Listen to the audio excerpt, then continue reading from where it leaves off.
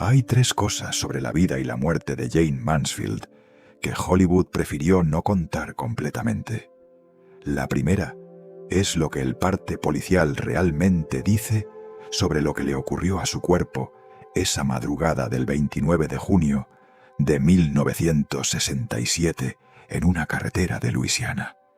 Y por qué la versión que todo el mundo conoce no es exactamente la verdad, pero tampoco es del todo mentira. La segunda es lo que el fundador de la Iglesia de Satán declaró públicamente antes y después de su muerte, y la secuencia de eventos que desde 1966 hasta esa madrugada forma una serie que nadie que la conoce puede descartar completamente, aunque tampoco puede probarla. Y la tercera es lo que Jayne Mansfield era realmente, lo que estaba debajo de la peluca platino y del escote y de los titulares diseñados para que nadie pudiera leer otra cosa que el escándalo, y por qué esa persona real que Hollywood nunca quiso ver es la historia más interesante de las tres. Quédate, porque Jayne Mansfield vivió y murió exactamente como le permitieron vivir y morir, y la diferencia entre esas dos cosas es todo. Vera Jane Palmer nació el 19 de abril de 1933 en Bryn Mawr, Pensilvania, hija de Herbert William Palmer, abogado exitoso en Phillipsburg, Nueva Jersey, y de Vera Jeffrey Palmer, maestra. Era hija única de una familia de clase acomodada, con raíces mayoritariamente inglesas y galesas. Esa condición de hija única, de niña que no tiene hermanos que compartan la atención familiar, produce a veces personas con una necesidad de visibilidad que viene de haber sido el centro del mundo de dos adultos durante los primeros años de formación. El padre murió de un ataque cardíaco cuando ella tenía 3 años. 3 años es demasiado joven para tener memoria concreta de una persona, pero no demasiado joven para sentir la forma que deja una ausencia. La primera gran pérdida de Jayne Mansfield ocurrió antes de que tuviera palabras para nombrarla, y los psicólogos que estudian el desarrollo infantil tienen mucho que decir sobre lo que eso produce en la construcción de la personalidad y sobre la necesidad de aprobación externa que puede generar. Su madre se casó de nuevo y la familia se mudó a Dallas, Texas, donde la nueva vida comenzó en una ciudad diferente, con un padrastro diferente, con la necesidad específica de reinventarse que tienen los niños, que cambian de mundo antes de tener las palabras para nombrar lo que están perdiendo. En Dallas, la niña que todos conocerían después, como Jayne Mansfield, tomó clases de violín, de piano y de danza. No como actividad extracurricular, sino con la seriedad de quien tiene aptitud real. Sus profesores de violín consideraban que tenía talento genuino para llegar a Carnegie Hall si se dedicaba completamente a ese camino. Era una de esas personas que aprenden los instrumentos con esa facilidad específica que resulta difícil de explicar a quienes no la tienen. La velocidad con que los dedos encuentran las notas, la comprensión instintiva de la estructura que subyace a la melodía. Estudió 5 idiomas. Tuvo un promedio de más de B+ en la Universidad de Texas, donde estudió química, psicología anormal y teatro. Se sometió a las pruebas de coeficiente intelectual que en esa época eran habituales en ciertos entornos académicos y obtuvo un resultado que ella misma citaría durante toda su vida como 163, a veces como 164. Sus biógrafos posteriores, incluyendo a Eve Golden, no encontraron el documento original de ese resultado y lo describieron como un detalle que suena a publicidad. Pero tampoco encontraron razones para creer que era completamente falso. La evidencia de su inteligencia existía en otras formas que no dependían de ningún documento. Estudió con Baruch Lumet, el célebre actor de teatro Yiddish y padre del director Sidney Lumet, que la dirigió en una producción de Death of a Salesman, que Lumet describió después como perfecta. Mansfield quería interpretar a Blanche Dubois en A Streetcar Named Desire. La gaviota de Chejov era una de sus obras favoritas.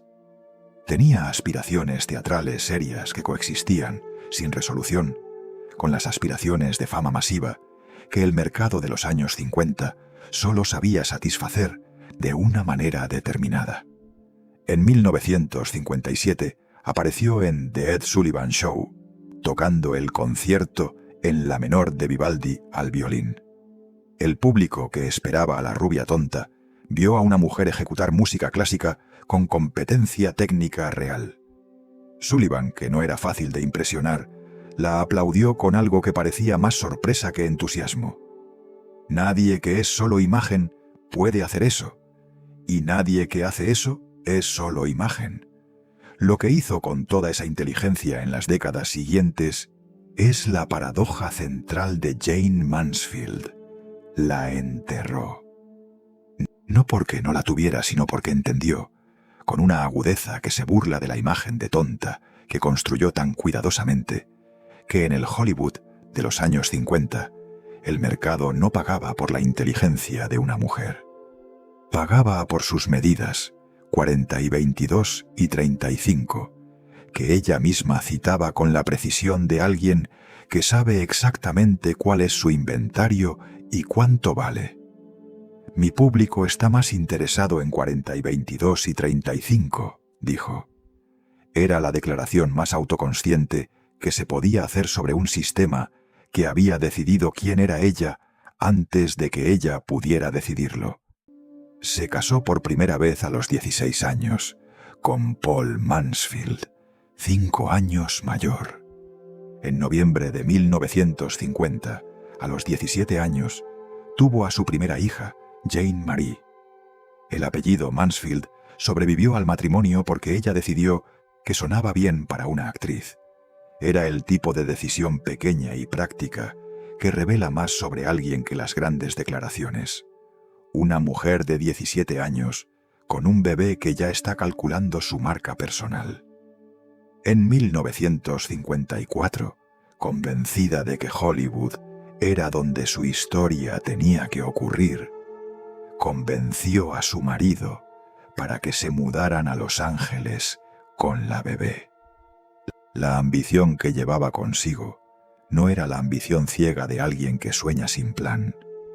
Era la ambición calculada de alguien que había entendido el sistema lo suficientemente bien como para hackear sus puntos débiles antes de que el sistema la viera llegar. En enero de 1955 consiguió una invitación a un evento de prensa de Howard Hughes, en el que se presentaba la película Underwater, protagonizada por Jane Russell. Mansfield se presentó en un traje de baño rojo, lame ajustado. Se lanzó a la piscina. Según los periodistas presentes, tuvo el genio de permitir que el traje de baño se abriera. Al día siguiente, su imagen estaba en periódicos de todo el país como Marilyn Monroe en tamaño XXL. No fue un accidente, fue una operación.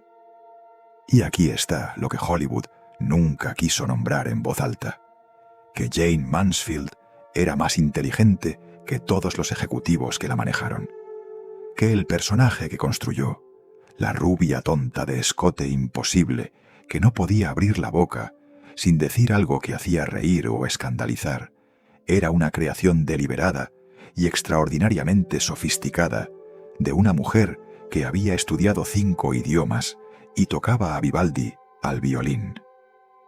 Que la diferencia entre ella y Marilyn Monroe no era que Monroe fuera más real o más auténtica, era que Monroe era el original y Mansfield era la réplica que comprendía exactamente qué era una réplica y lo usaba como herramienta. Su relación con los medios era la de alguien que entendía la mecánica del sistema mediático antes de que existiera un vocabulario académico para describirla. Llamaba a los fotógrafos antes de salir.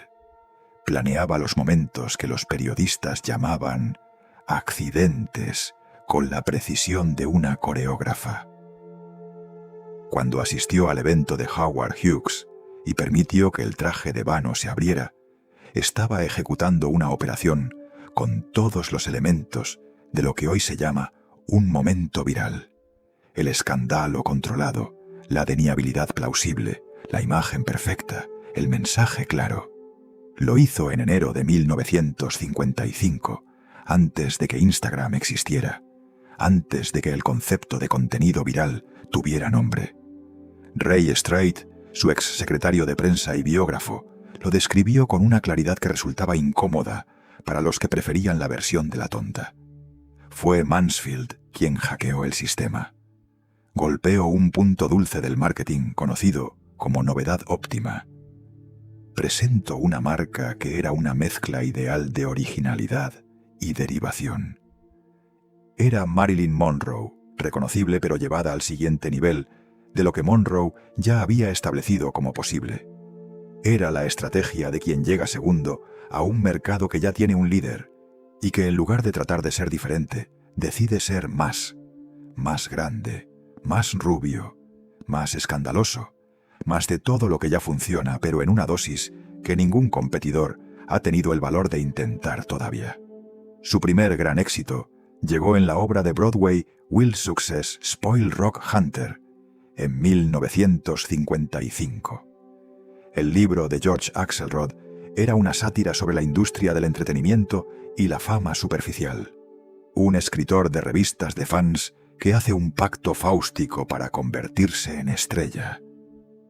Mansfield interpretaba a una estrella de cine rubia y tonta, que era una parodia deliberada y explícita de Marilyn Monroe, empezando por el nombre del personaje, Rita Marlowe. Era la clase de actuación que exige que el actor entienda exactamente lo que está parodiando.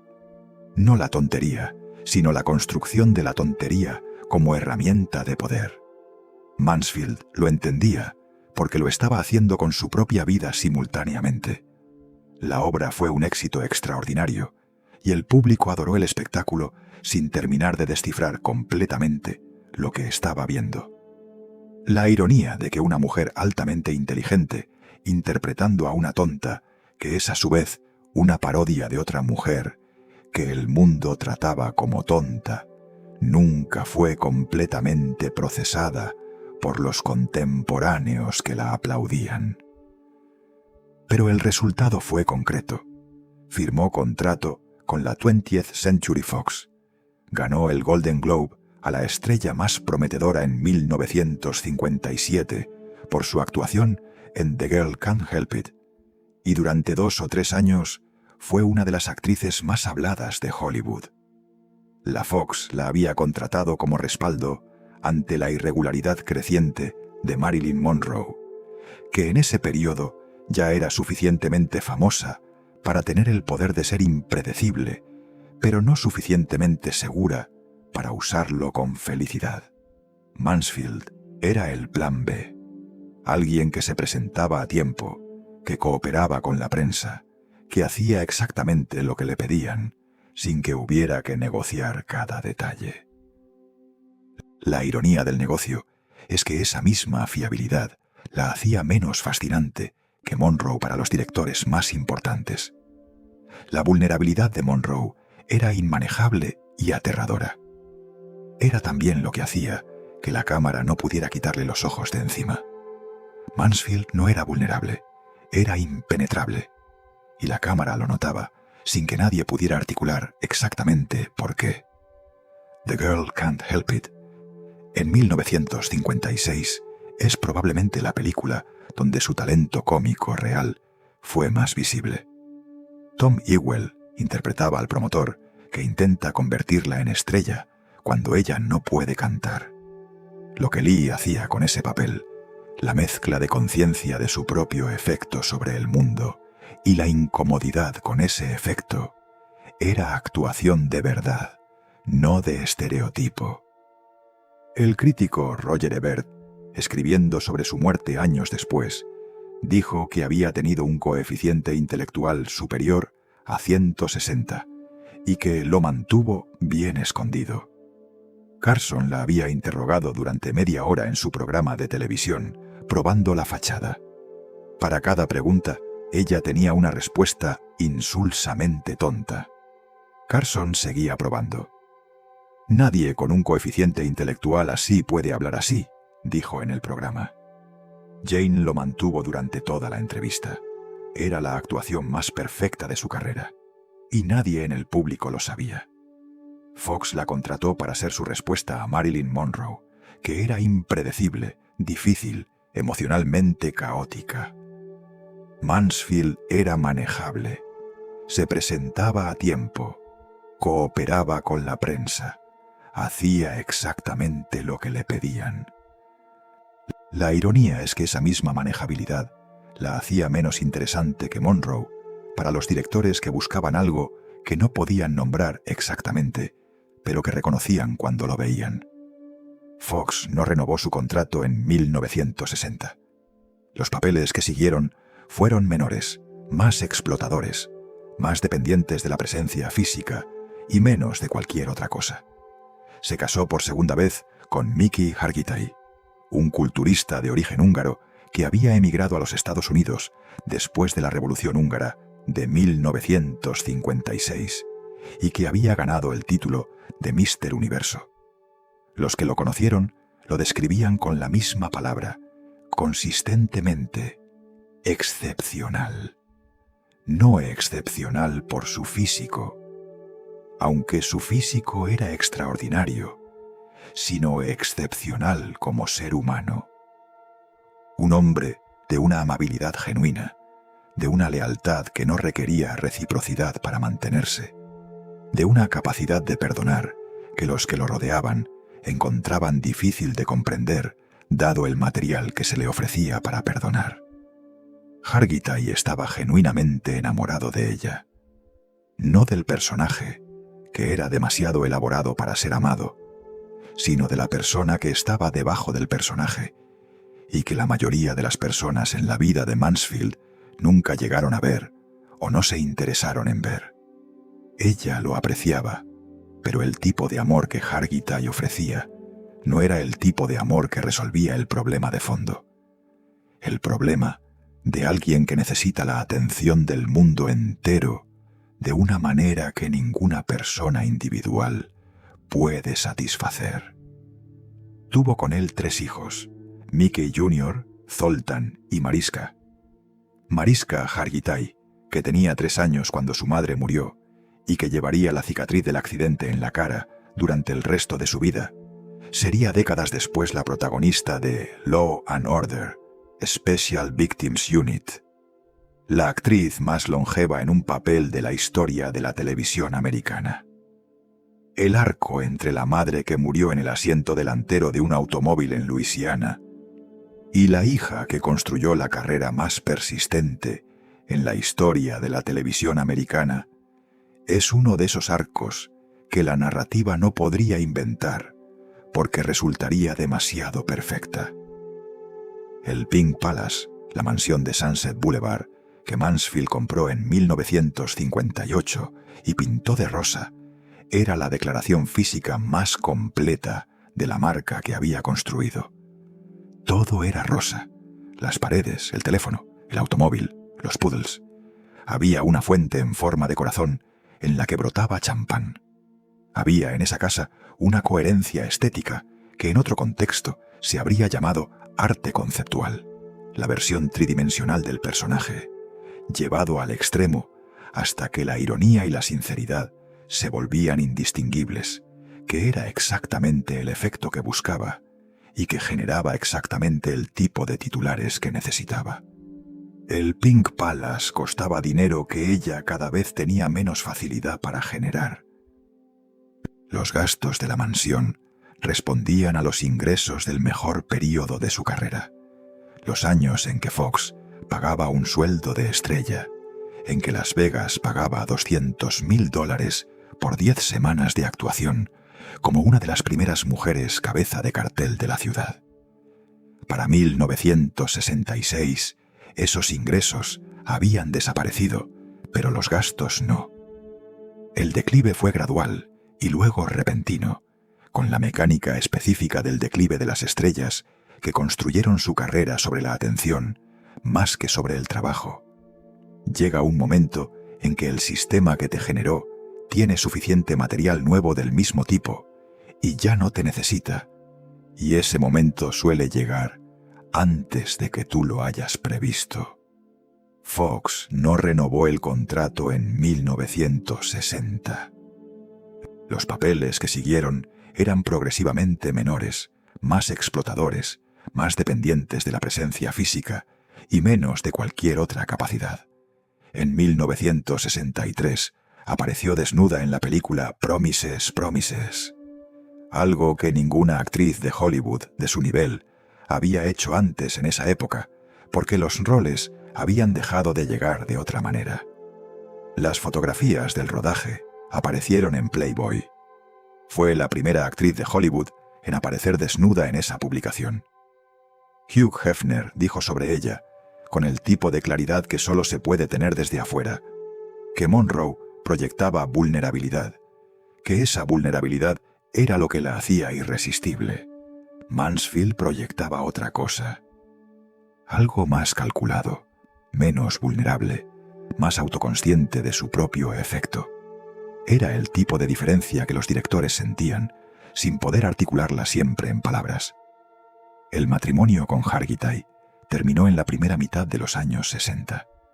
El tercer matrimonio, con el director de teatro Matt Cimber, duró poco y terminó también, con un divorcio que Cimber atribuyó en parte al alcoholismo de Mansfield, que había aumentado en la medida en que la carrera disminuía.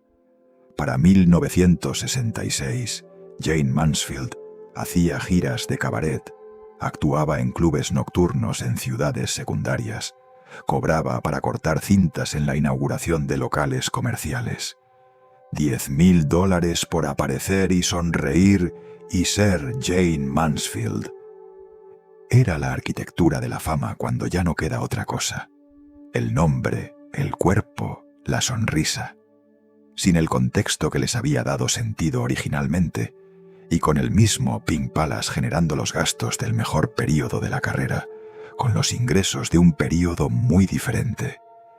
Hay algo que la imagen de Jayne Mansfield tendía a borrar, y que todos los testimonios de las personas que la conocieron de cerca confirman, que fue una madre genuinamente presente, al menos en la medida en que su carrera y su estilo de vida lo permitían. Tenía 5 hijos de 3 matrimonios distintos: Jane Marie del primero, Mickey Jr., Zoltan y Mariska del segundo, y Antonio del tercero. Los que la vieron con sus hijos describían a una mujer completamente diferente de la que aparecía en los titulares. Afectuosa, involucrada, consciente de que esos niños necesitaban algo que el Pink Palace y los Poodles rosas no podían dar. Los hijos viajaban con ella a los rodajes, a las apariciones en clubes, a los festivales de cine. Esa noche en Luisiana, 3 de ellos dormían en el asiento trasero. La presencia de los niños en el automóvil era la norma, no la excepción. Era su manera de tenerlos cerca cuando el trabajo la mantenía en movimiento constante. Mickey Hargitay, que asistió al funeral cuando ningún otro exmarido lo hizo, habló de ella durante décadas, con una generosidad que resultaba notable, dado todo lo que había entre ellos. No habló de la actriz, ni de la estrella, ni del personaje. Habló de la madre de sus hijos con el respeto de alguien que sabe que esa dimensión de la persona era real, aunque otras dimensiones fueran más complicadas. Fue en esa época cuando llegó Sam Brody a ocupar el centro de su vida. Brody era su abogado, había gestionado algunos de sus divorcios y se convirtió en su representante y en su amante. Era también, según todos los que lo conocieron en ese período, un hombre de carácter difícil, de una posesividad que los que rodeaban a Mansfield describían como sofocante y en ocasiones como intimidante. Los que la querían de verdad no lo querían a él. Pero ella lo necesitaba de maneras que el amor no siempre tiene que explicar. Alguien que manejara el caos práctico de su vida, que conociera el mundo legal en que se movía, que fuera el centro de una estructura en torno a la cual organizarse, cuando el mundo del entretenimiento ya no ofrecía esa estructura. Una de las contradicciones más reveladoras sobre lo que Jayne Mansfield era en ese período final de su vida es esta. Mientras el mundo la describía como satanista y como amante de Anton LaVey, Mansfield estaba en proceso de convertirse al judaísmo. La conversión era para Sam Brody, que era judío. El proceso religioso real, con instrucción y con la seriedad de alguien que está comprometiéndose con una tradición que no es la suya, ocurría paralelamente a la amistad con LaVey y a los titulares sobre la alta sacerdotisa de la Iglesia de Satán. Era la vida de alguien que gestionaba múltiples narrativas simultáneamente, sin que ninguna de ellas fuera completamente falsa y sin que ninguna de ellas fuera completamente verdad. Mansfield se había descrito siempre como católica. Cuando periodistas le preguntaban por su religión, incluía detalles coloridos. Decía que incluso su perro era católico. Era la manera que tenía de tomar algo serio y convertirlo en un momento mediático que la hacía aparecer excéntrica, pero no amenazante, para los fans que podían sentirse incómodos con cualquier cosa que sonara demasiado seria. La conversión al judaísmo para Brody era la primera vez en años que algo en su vida religiosa era genuino y privado y no diseñado para un titular. Lo que eso dice sobre quién era Jayne Mansfield en los últimos meses de su vida es algo que el mundo del entretenimiento nunca tuvo tiempo de procesar, porque ella murió antes de que esa narrativa tuviera oportunidad de desarrollarse. Había en ella, en ese período, una persona que intentaba hacer algo real. Una relación concreta con un hombre concreto. Una fe concreta que adoptaba no como espectáculo, sino como compromiso. Murió antes de que pudiéramos saber si lo habría logrado. Y entonces llegó Anton LaVey. Y con LaVey llegó la parte de la historia de Jayne Mansfield que Hollywood prefirió silenciar durante décadas, que resurgió después de su muerte como una maldición, y que sigue siendo, medio siglo después, imposible de categorizar con precisión. En octubre de 1966, Mansfield viajó a San Francisco para el Festival de Cine de la ciudad. También estaba Sam Brody. Nadie la había invitado formalmente al festival, y algunas versiones dicen que la hicieron irse. Pero antes de irse, o después, o durante, dependiendo de qué versión se siga, Jayne Mansfield fue a la Casa Negra, la mansión victoriana pintada de negro, en el barrio de Richmond, que era la sede de la Iglesia de Satán y el hogar de su fundador. Anton Sandor LaVey, nacido Howard Stanton LaVey en Chicago en 1930, era una de las figuras más improbables de la cultura popular americana de los años 60. Un hombre calvo, con perilla de mosquetero, que usaba capas negras, que vivía en una mansión negra con un tigre domesticado y mujeres vestidas de manera que sugería la escena del crimen más elegante posible, y que había fundado formalmente la Iglesia de Satán en 1966 con la ayuda de un Relaciones Públicas. La Iglesia no creía en el Satán literal del Antiguo Testamento. Creía en el individualismo radical, en el placer como filosofía de vida y en la idea de que la represión religiosa convencional era la mayor violencia que una sociedad podía ejercer sobre las personas. LaVey era, en palabras de los que lo analizaron después, Hugh Hefner con cuernos.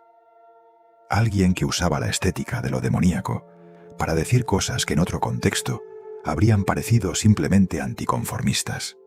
Lo que exactamente ocurrió entre LaVey y Mansfield durante ese encuentro y después de él es uno de esos puntos donde las fuentes disponibles divergen de maneras que no permiten una síntesis honesta sin violar alguna de ellas.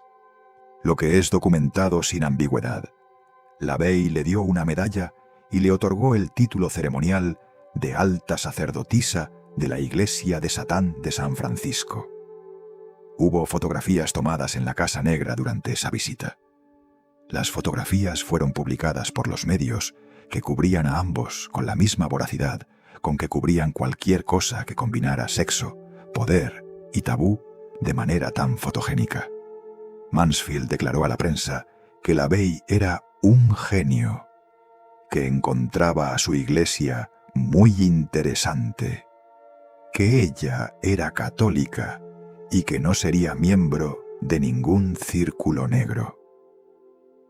Era la respuesta de alguien que sabe exactamente qué acaba de hacer y que está construyendo dos versiones simultáneas del mismo evento para audiencias distintas.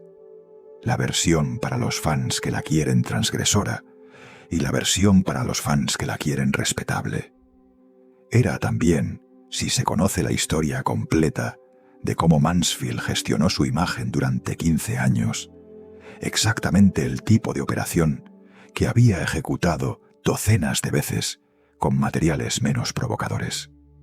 Lo que resulta más revelador sobre la naturaleza real de esa relación es algo que los periodistas de la época captaron, pero que raramente articularon con claridad: que LaVey y Mansfield compartían la misma habilidad fundamental.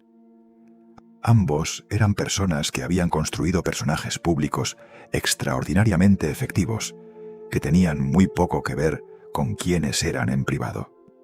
Ambos entendían la publicidad como un arte. Ambos usaban el escándalo como herramienta de visibilidad de una manera que sus respectivas industrias no habían visto todavía.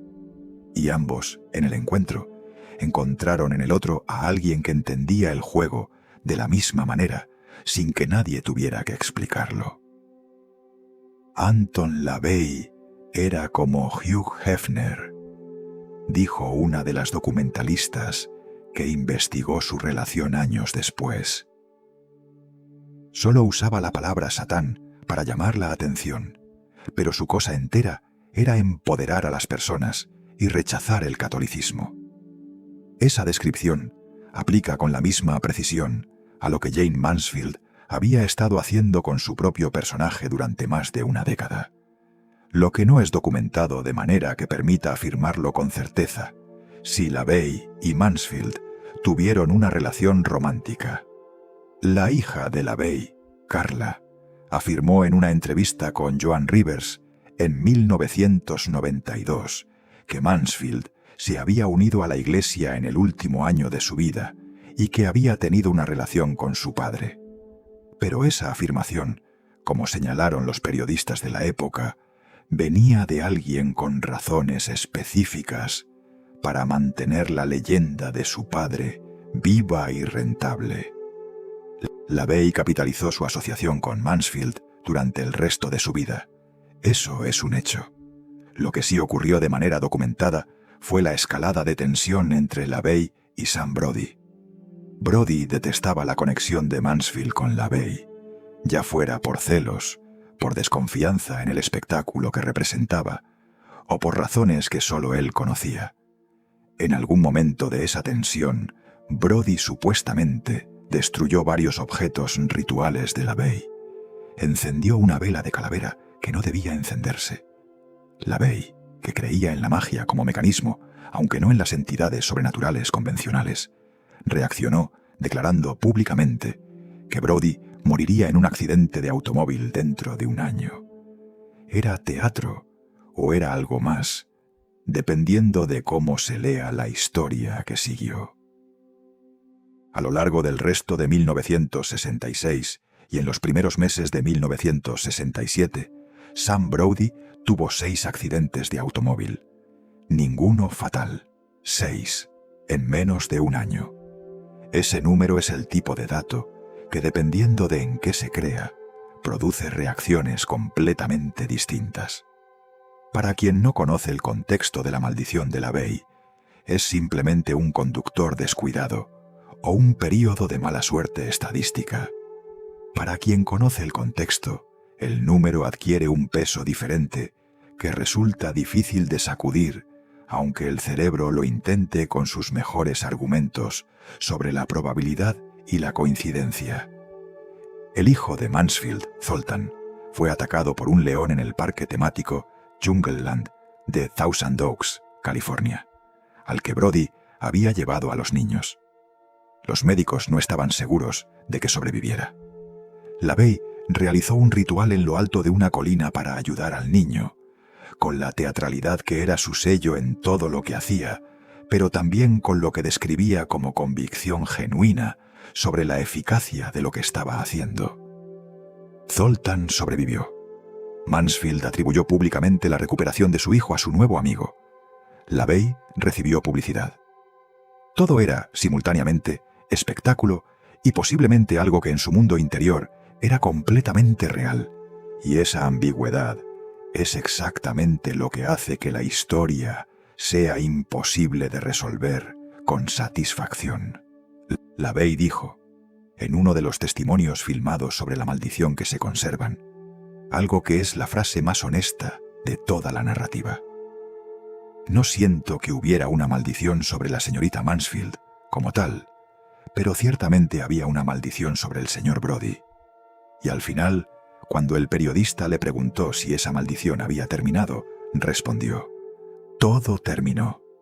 18 días antes del accidente, Mansfield y LaVey fueron fotografiados juntos por última vez en un club de San Francisco. 18 días.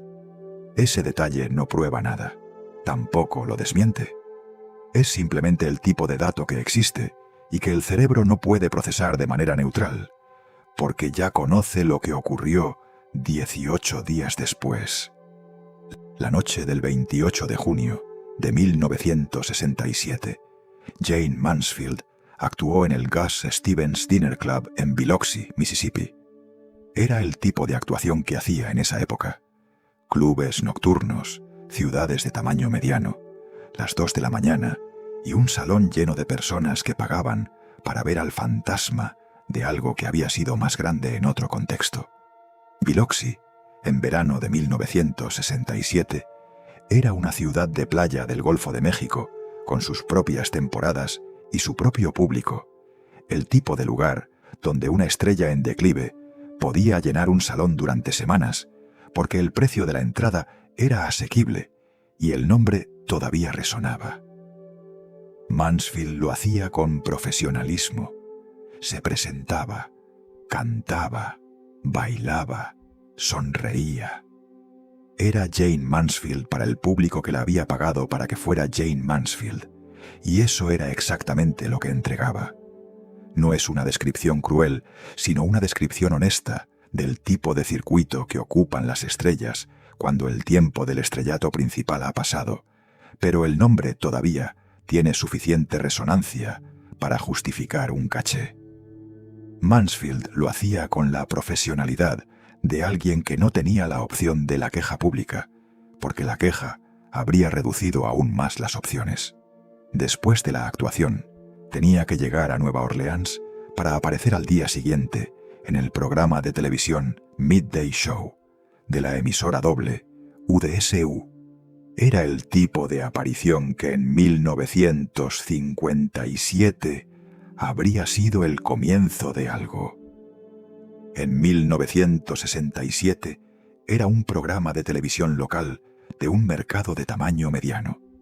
Pero era trabajo, y el trabajo generaba el nombre en los medios, y el nombre en los medios generaba la siguiente actuación en el siguiente club, y así funcionaba la mecánica de una carrera en su fase final. Sam Brody tenía una pierna lesionada que le impedía conducir. El conductor esa noche fue Ronald B. Harrison, empleado del club. El automóvil era un Buick Electra de 1966, propiedad de Gus Stevens.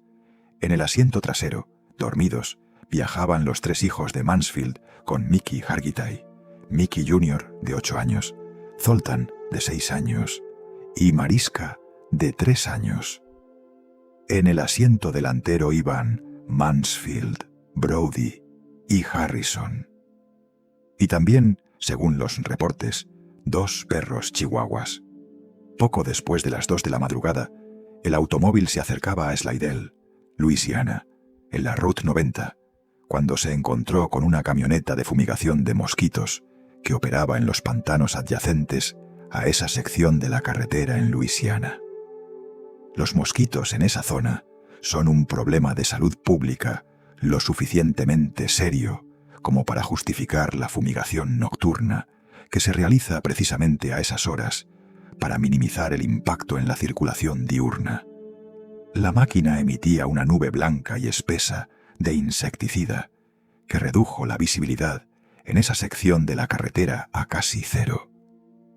Delante de la camioneta de fumigación había un camión semirremolque que había reducido su velocidad significativamente por la presencia de esa misma camioneta. Harrison, el conductor del Buick, no vio el camión hasta que fue demasiado tarde para frenar a la velocidad a la que viajaban. El Buick chocó contra la parte trasera del semirremolque a las 2:25 de la madrugada y se deslizó por debajo de él. El remolque cortó el techo del automóvil a la altura del parabrisas. Los 3 adultos en el asiento delantero murieron instantáneamente según el informe de los servicios de emergencia que llegaron al lugar.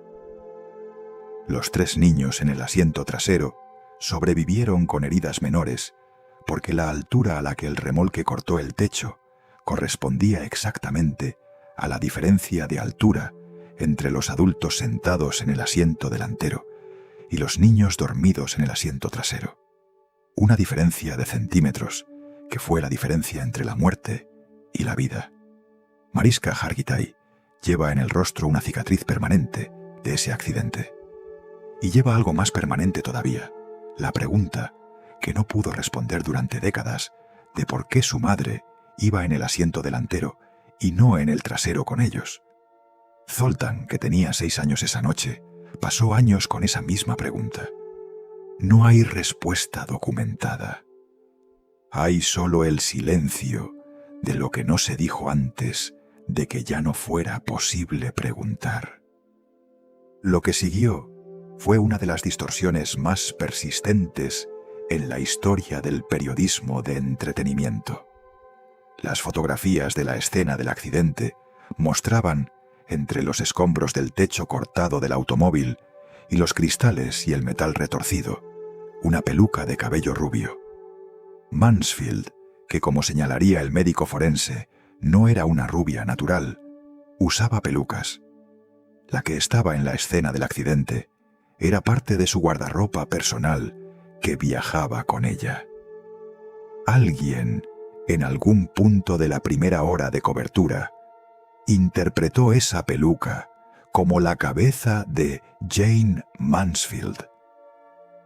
El rumor de que había sido decapitada se extendió con la velocidad que solo tienen las cosas que resultan imposibles de olvidar una vez que se han imaginado, y que una vez imaginadas generan una imagen que el cerebro prefiere a cualquier versión más compleja y más técnica de la misma realidad.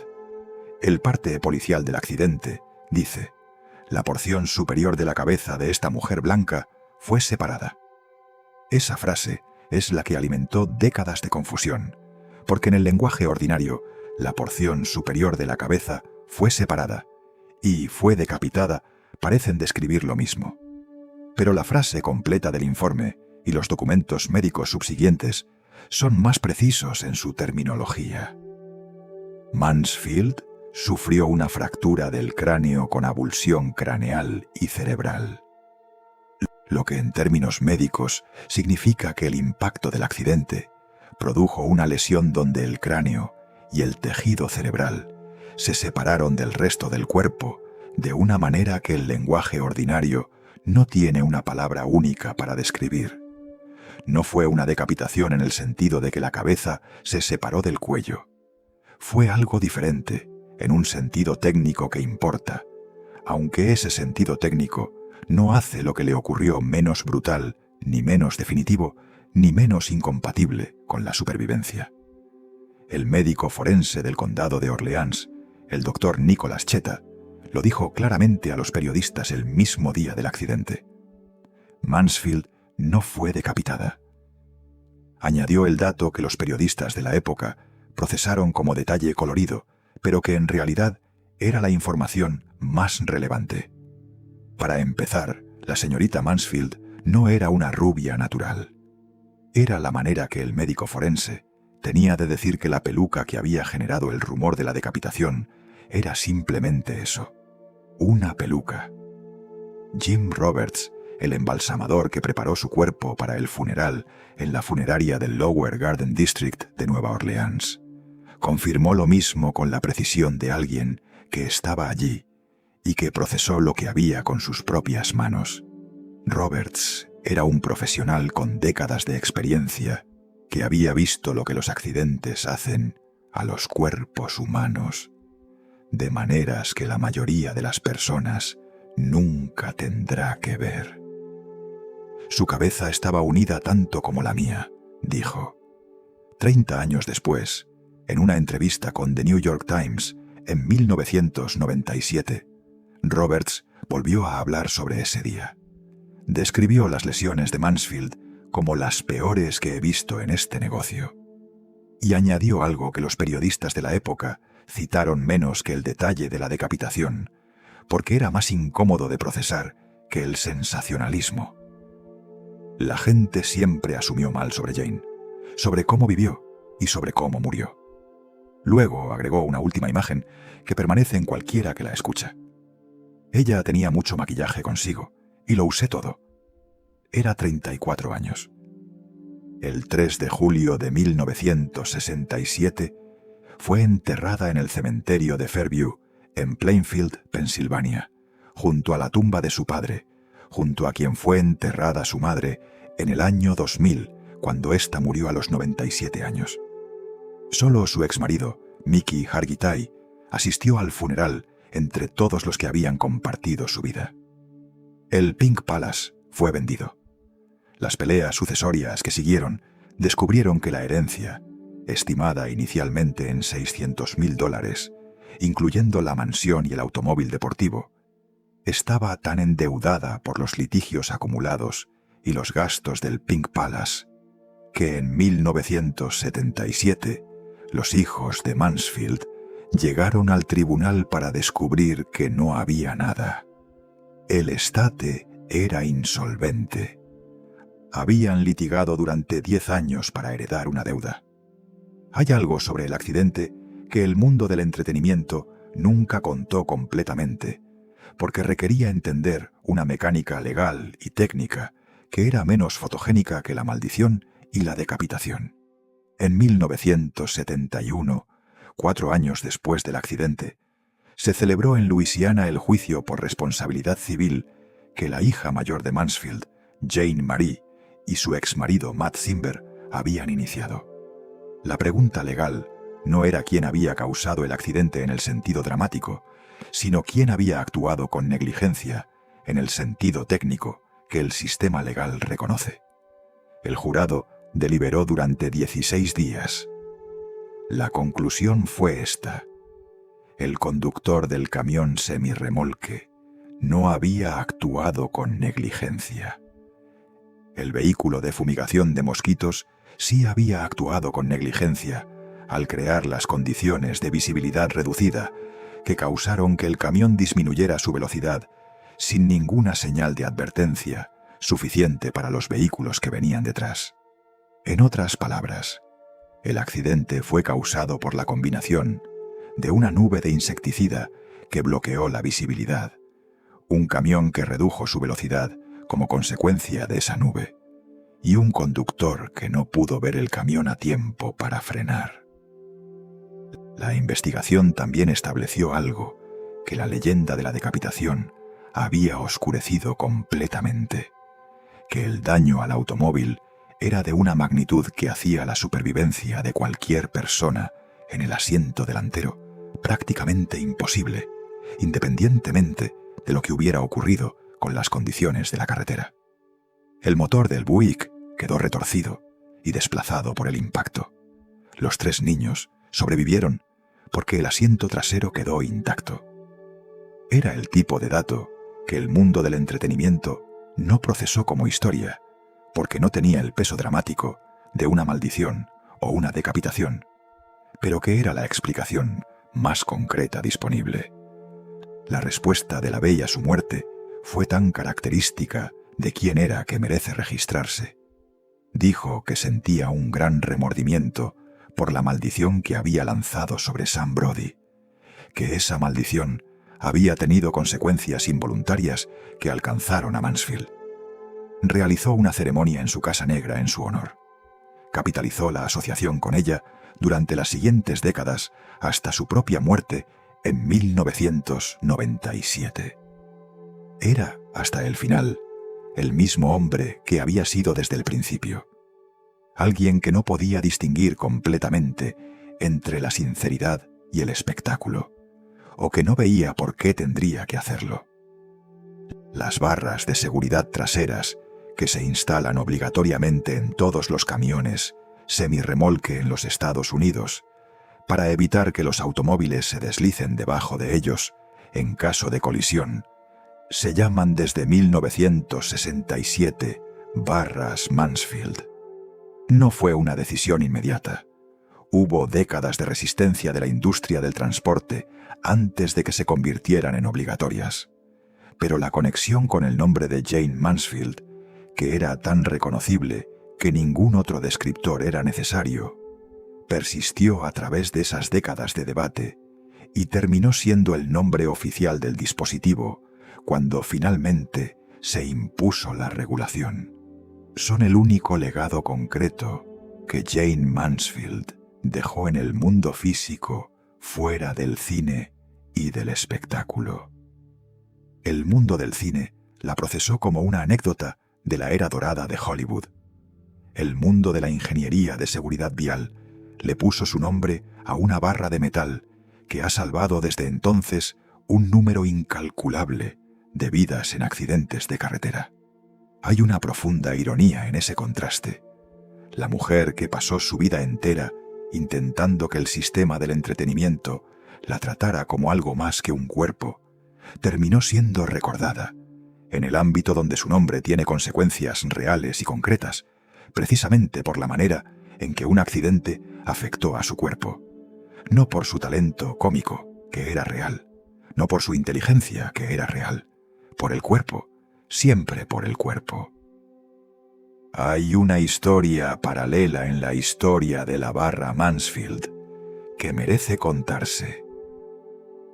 La National Highway Safety Traffic Association de los Estados Unidos comenzó a estudiar el tipo de accidente que había matado a Mansfield, el underride, el deslizamiento de un automóvil debajo de un semirremolque, casi inmediatamente después de 1967. Los estudios mostraron que era un tipo de accidente extraordinariamente mortal y extraordinariamente prevenible, con un dispositivo físico simple, una barra de metal en la parte trasera del remolque que impidiera el deslizamiento. La industria del transporte resistió la regulación durante años y décadas, con los argumentos habituales sobre el coste y la eficiencia.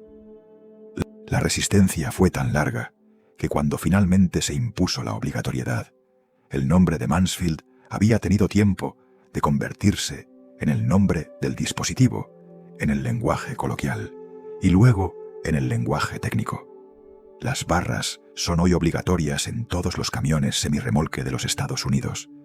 Cada vez que uno de esos dispositivos funciona como fue diseñado y salva una vida, el nombre de Jayne Mansfield está en la ecuación aunque nadie en esa carretera lo sepa.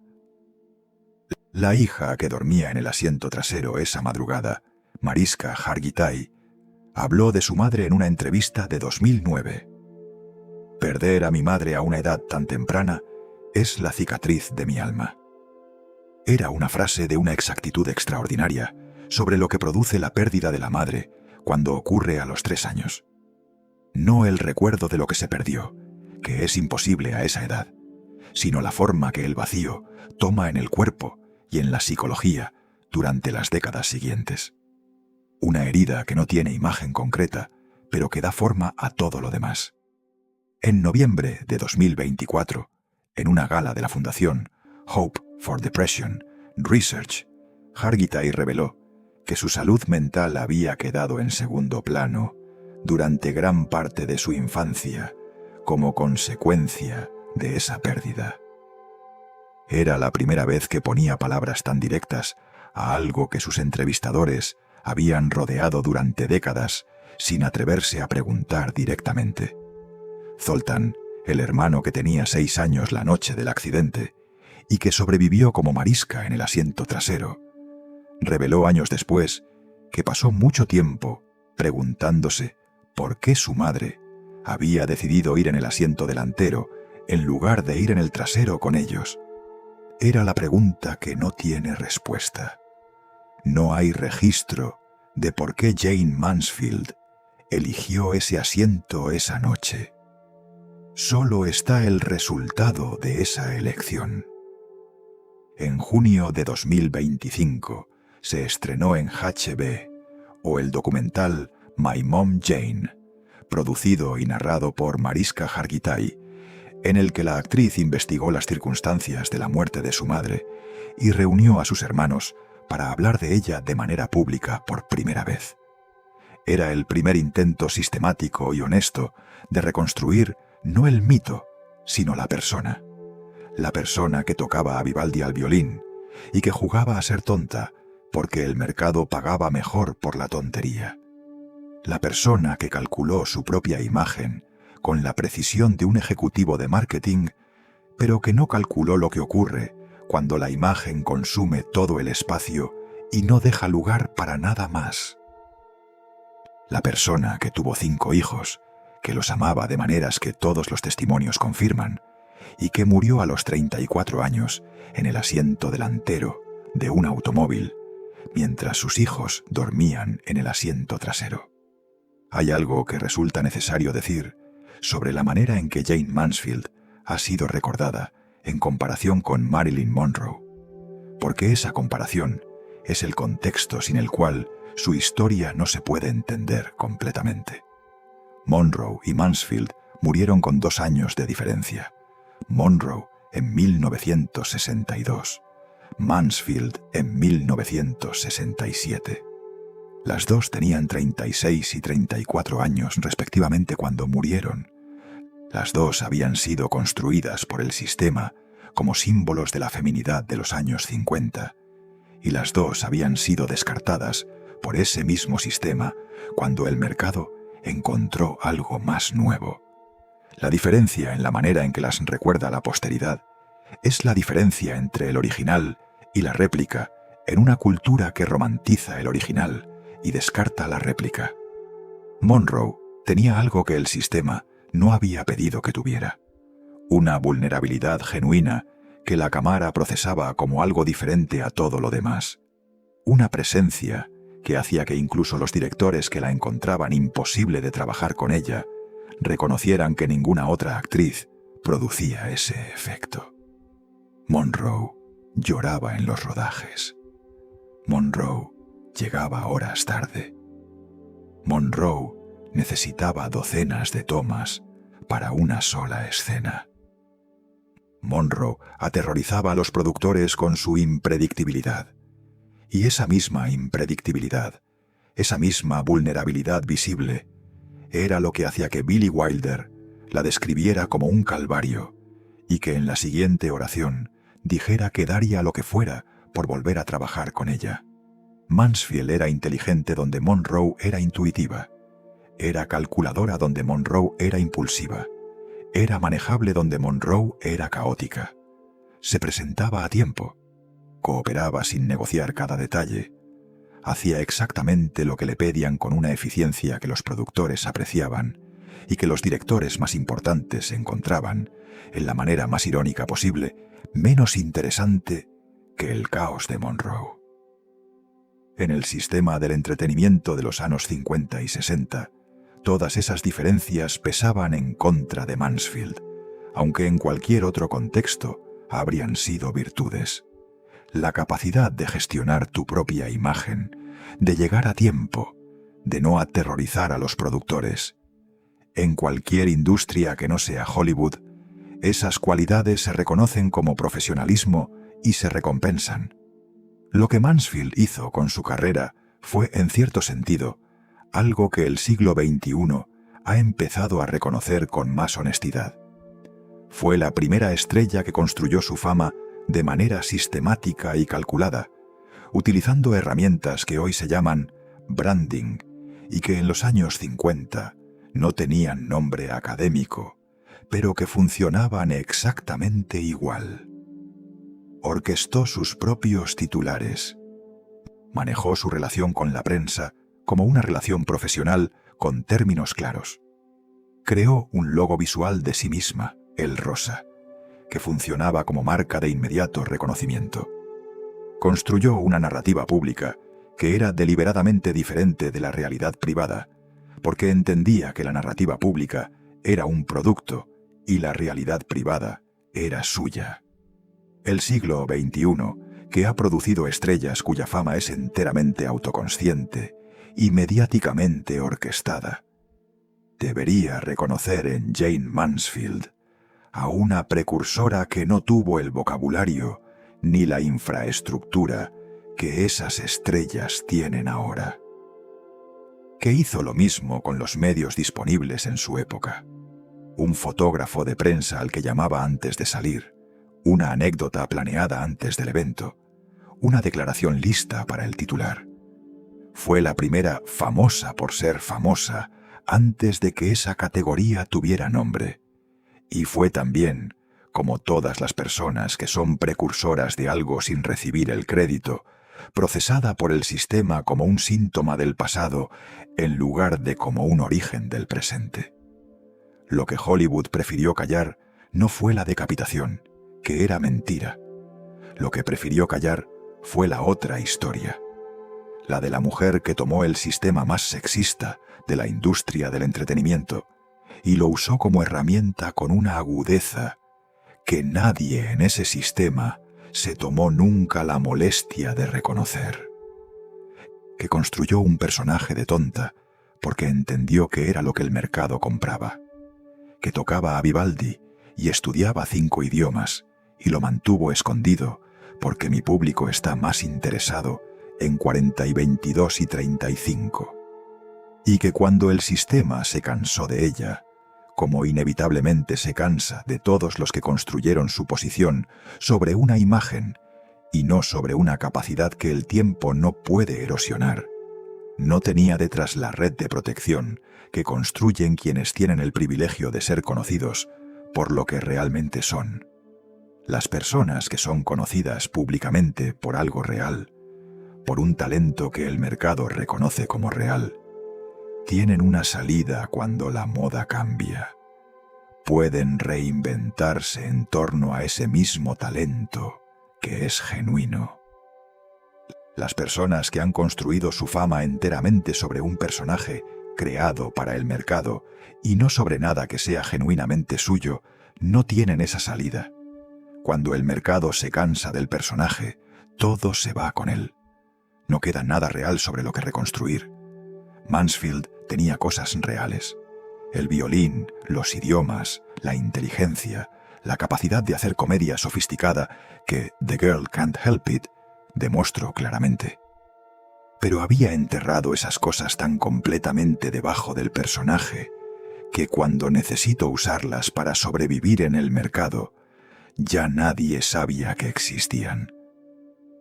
Esa es la paradoja de Jayne Mansfield, que la misma inteligencia que la había llevado a construir el personaje más exitoso de su momento fue la que la llevó a enterrar exactamente las capacidades que le habrían permitido sobrevivir cuando el personaje ya no vendía. Era la trampa perfecta, y ella la había construido con sus propias manos, con sus propios cálculos, con la precisión de alguien que entendía el mercado mejor que los ejecutivos, que pensaban que la estaban manejando, cuando en realidad ella los estaba manejando a ellos, hasta el momento en que el mercado cambió, y los ejecutivos la descartaron, y ella ya no tenía nada con qué negociar. Roger Ebert la describió el día de su muerte con una honestidad que pocos periodistas de su época estaban dispuestos a aplicar a las estrellas mientras vivían. Que había muy poco que decir sobre ella, que no fuera invención de un agente de prensa. Era una observación correcta sobre el efecto de la imagen que había construido. Era también, sin proponérselo, la descripción más exacta del daño que esa imagen había hecho.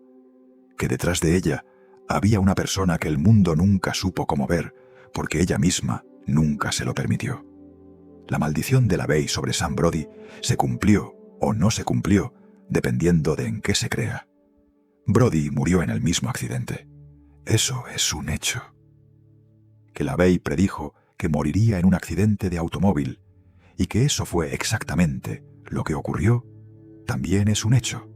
Lo que no es un hecho, lo que nunca podrá serlo, es si los dos hechos tienen algo que ver entre sí o si son simplemente dos puntos en una línea que el cerebro humano conecta porque necesita causalidad donde a veces solo hay coincidencia. Lo que sí es un hecho, y el más importante de todos, es este. Jayne Mansfield tenía 34 años cuando murió.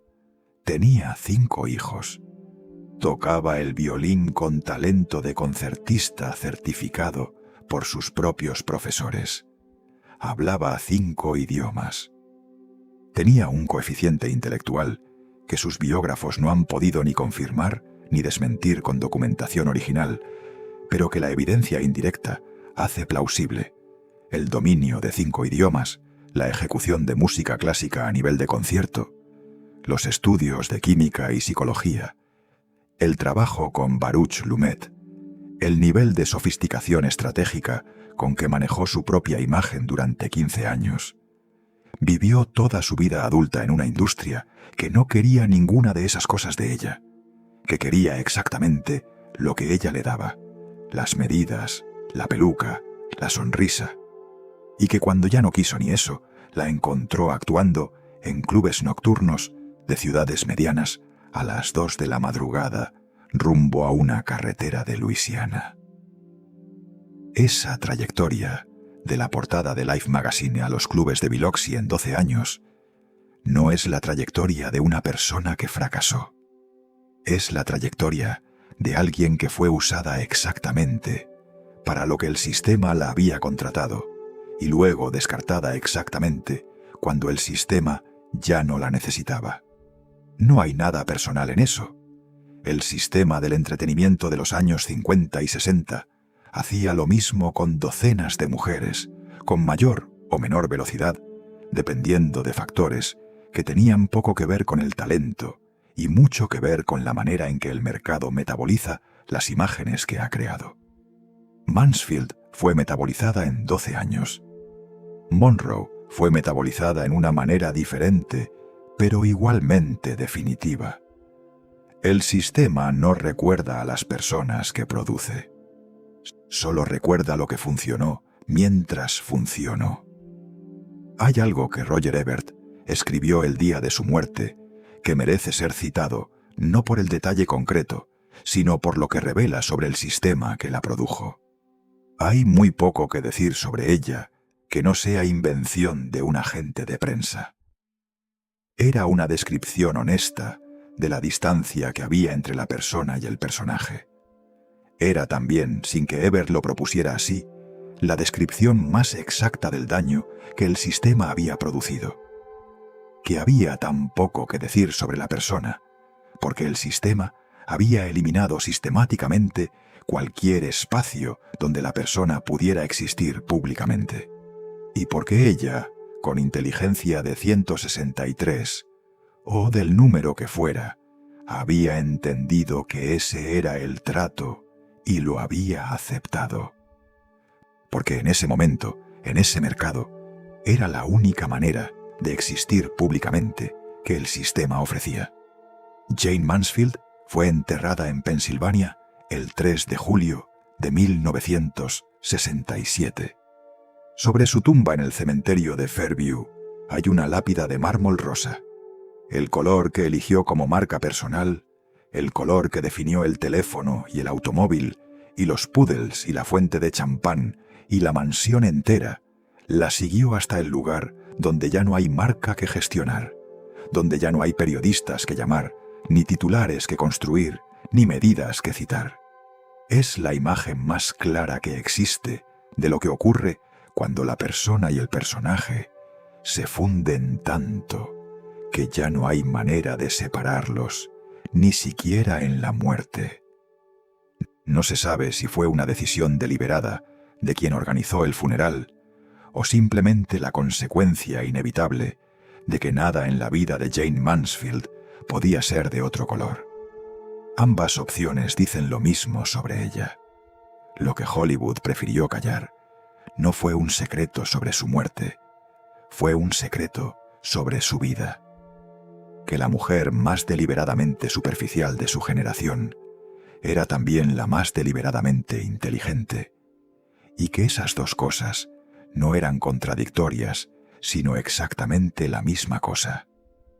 Que la superficie era la profundidad, que la tontería era el instrumento, y que el instrumento funcionó exactamente como estaba diseñado hasta que el sistema que lo había comprado decidió que ya no lo necesitaba, momento en el cual la persona que lo había construido descubrió que no tenía nada más con qué reemplazarlo en el mercado.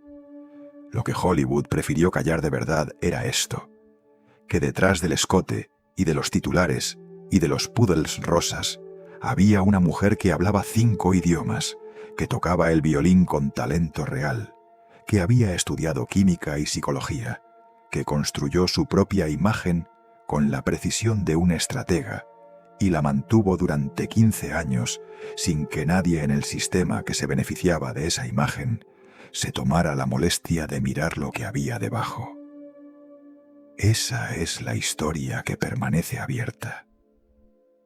No la maldición de la Bey, que es entretenimiento, no la decapitación, que es mentira, sino la pregunta de qué habría sido Jayne Mansfield si el sistema en que vivió hubiera tenido algún mecanismo para reconocer y recompensar lo que ella realmente era.